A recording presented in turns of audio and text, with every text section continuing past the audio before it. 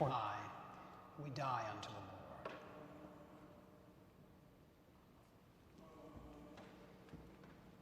Whether we live, therefore, or die, we are the Lord's. Blessed are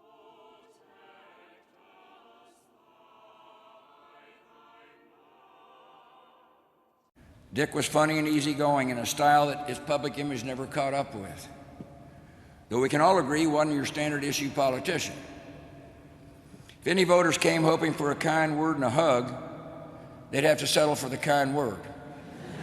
Though he was inspired to service by President Kennedy, Dick Cheney became a Republican. But he knew that bonds of party must always yield to the single bond we share as Americans. For him, a choice between defense of the Constitution and defense of your political party was no choice at all.